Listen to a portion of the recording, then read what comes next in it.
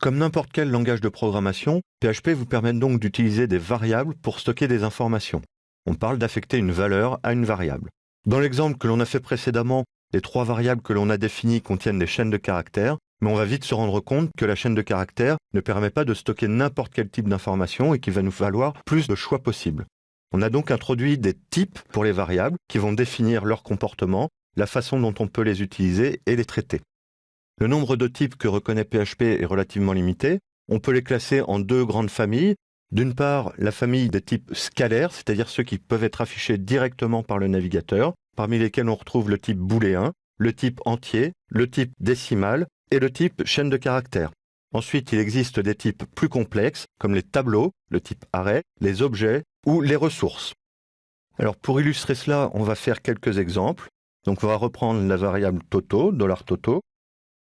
On va lui affecter la valeur 1 pour un entier, afficher ce résultat, lui affecter ensuite la valeur 1,5 pour un nombre décimal, encore une fois afficher le résultat, lui affecter encore une autre valeur, bonjour, encore afficher le résultat, lui affecter la valeur d'un tableau cette fois-ci. Alors là, la déclaration est un peu différente puisqu'il faut préciser que l'on définit un tableau avec le mot-clé array et on met à l'intérieur les différentes valeurs que l'on veut donner. Donc tab 1 et tab 2 par exemple. Et on va faire echo $toto. Alors pour le moment, on n'aborde pas encore la notion d'objet et encore moins la notion de ressources. On parlera des objets un petit peu plus tard. Quant aux ressources, on abordera cette notion-là quand on verra les bases de données. Alors, on va faire autre chose. On va définir une nouvelle variable, $retour, qui est égal, et on va mettre un saut de ligne, balise BR, pour pouvoir distinguer les résultats. Et donc là, entre chaque ligne, on va rajouter un echo $retour. Et donc là, si on affiche le résultat, on voit bien que Toto prend simultanément la valeur 1, 1,5, bonjour. Et là, array n'est pas un type simple que l'on peut transcrire facilement en chaîne de caractères. Donc PHP se contente d'écrire array. Pour obtenir une valeur particulière, on va utiliser alerte Toto 0. Et là, on obtient bien la valeur qui est à l'indice 0 de la déclaration du tableau.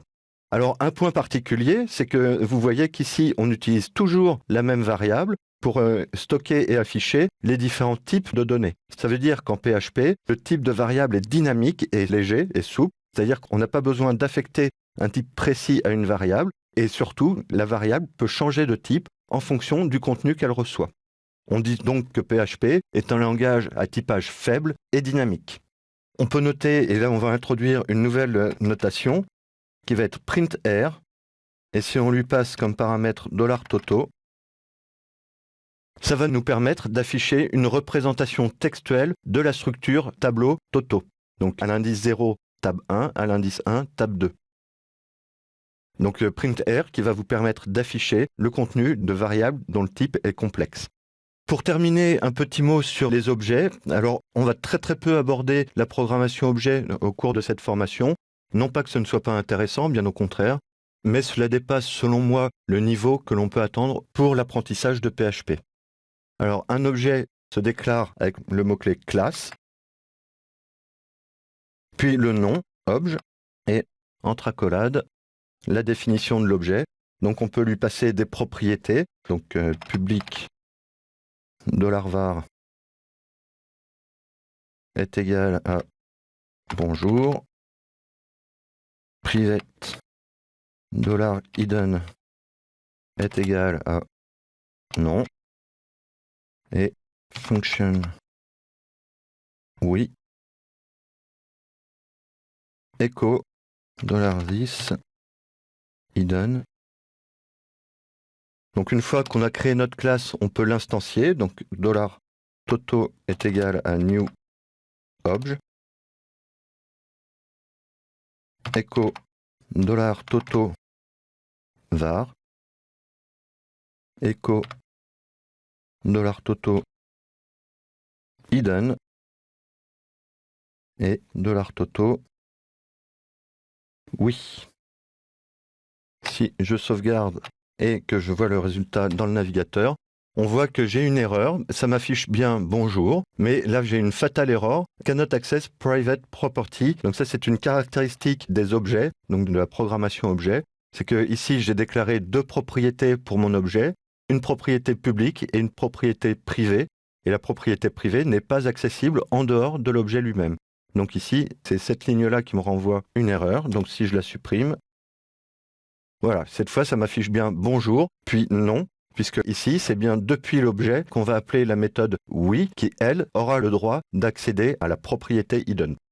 Donc vous voyez que dans la programmation objet, il y a des notions un peu plus complexes qui rentrent en jeu, comme la visibilité des variables, et donc c'est pour ça que je considère qu'il est préférable de ne pas aborder dans le cadre d'un apprentissage la programmation objet, bien que ce soit un aspect très important des dernières versions de PHP et surtout de son évolution pour le futur.